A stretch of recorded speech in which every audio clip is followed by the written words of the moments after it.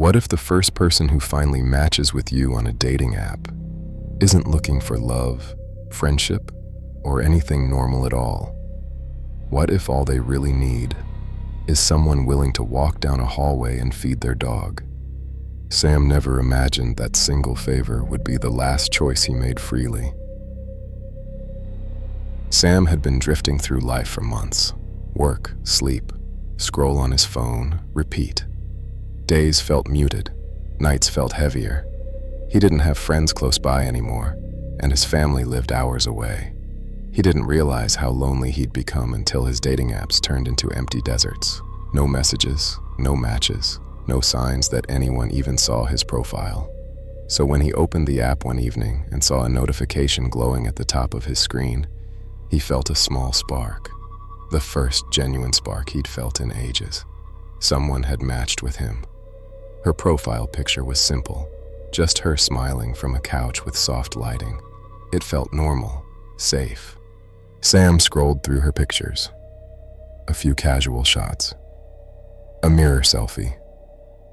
A photo of her holding a mug near a fogged window. But nearly half her profile was dedicated to her dog. At first, he brushed it off. People loved their pets, but the emphasis kept going. Paragraphs about caring for her dog, training him, understanding him, almost like devotion. At the bottom, one last line stood out. She liked to get freaky sometimes. Sam interpreted it as playful, maybe flirty. Loneliness made him forgiving. When she suggested meeting that night, he agreed. The restaurant was quiet, with low lighting and soft chatter. She arrived with a warm smile and an easy presence. Normal, Sam kept telling himself, maybe even perfect. But every so often, something slipped. An odd twitch when she mentioned pets, a long blank pause when Sam talked about himself, her eyes drifting out of focus at strange moments. Still, she was kind. She laughed. She listened. When she invited him to her place afterward, Sam didn't hesitate. Her apartment was on the second floor of a quiet building tucked behind trees. A warm glow leaked from the curtains, and when she opened the door, the faint scent of vanilla drifted out.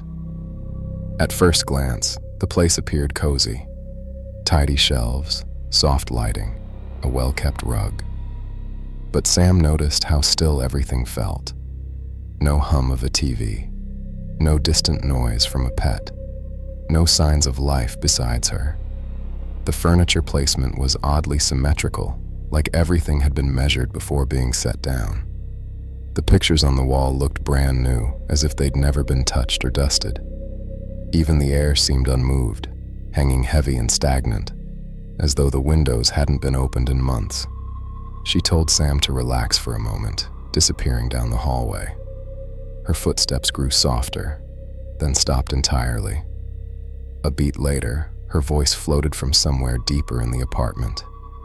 It sounded light, casual, but oddly distant, like it came through a layer of thick insulation. She asked Sam for a small favor. She wanted him to feed her dog in the back room.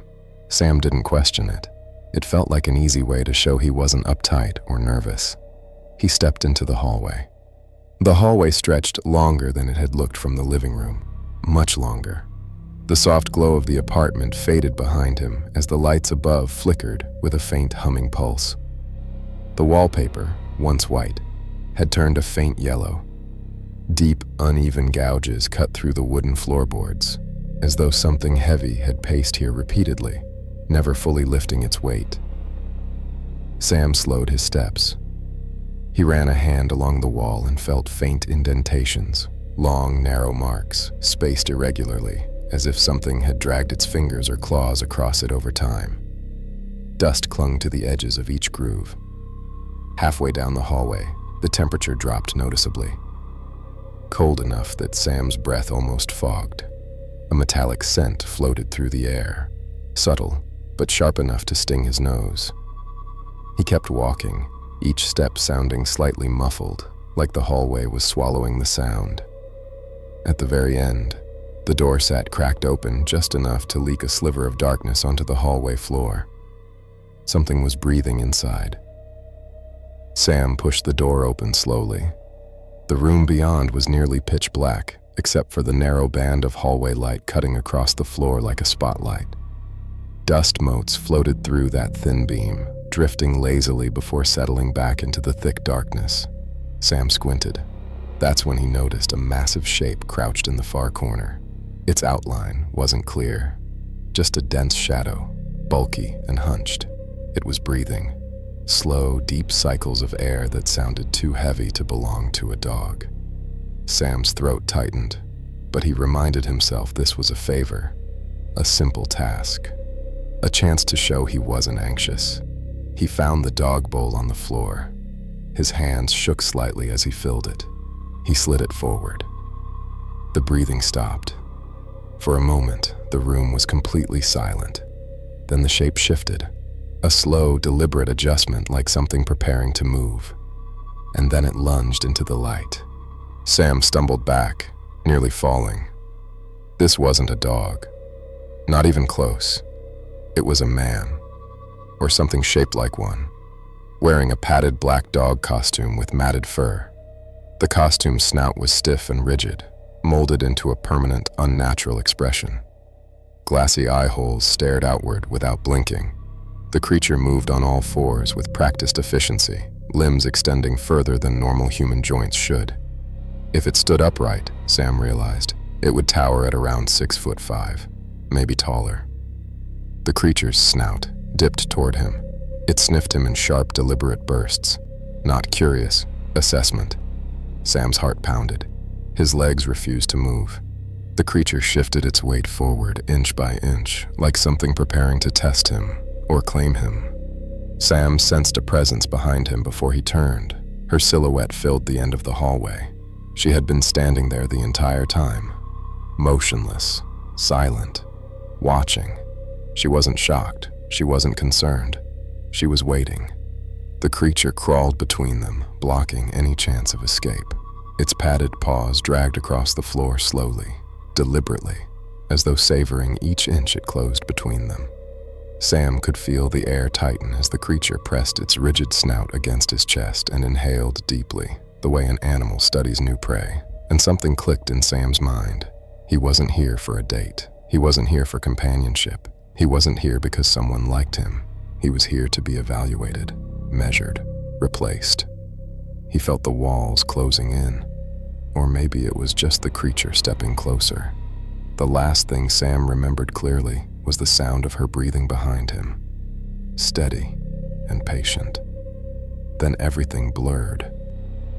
Sam's profile went inactive a few days later.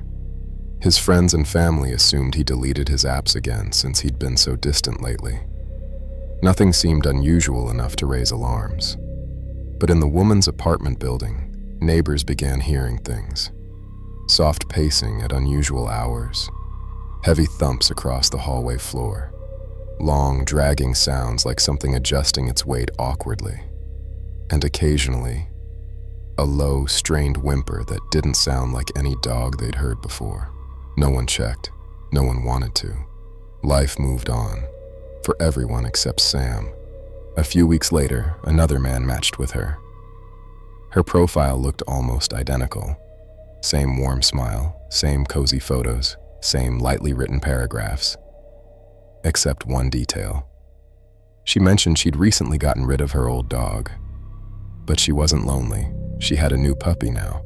He was stubborn, untrained, didn't listen well yet. She was still working on him. The man messaged her, making small talk. He asked what the puppy's name was. Her response came instantly, short, casual. She said the puppy's name was Sam. People on Craigslist will tell you anything to get a roommate, but they never tell you what they do when you're asleep. Tyler was desperate. His job ended suddenly, rent was overdue, and he needed somewhere cheap, fast. Craigslist was a last resort, but one listing practically jumped out at him. $400 a month. Furnished bedroom. Move in today. He didn't question it, didn't think about the red flags. He just needed a place. The guy renting the spare room Shane was quiet and awkward, but seemed harmless enough. The apartment smelled like cleaning supplies. Everything was unusually tidy, but Tyler didn't care. He moved in that same night. That was mistake number one. At first, Tyler chalked the weirdness up to nerves. His bedroom door would be slightly open when he knew he closed it. His phone charger disappeared from the outlet and reappeared on the floor the next day. A pair of socks were moved from the laundry basket to under the bed. Small things, easy to dismiss. But the one thing he couldn't ignore was the breathing.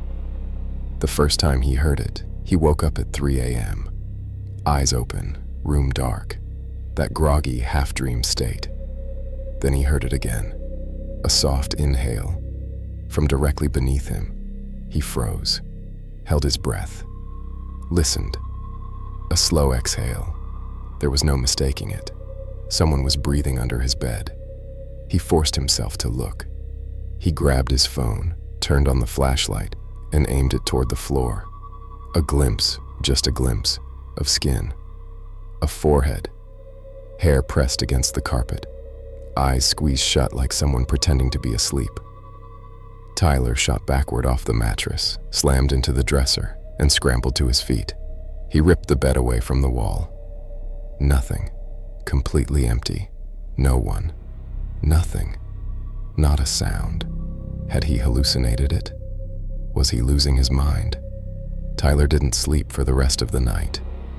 The next morning, Shane acted normal. Too normal.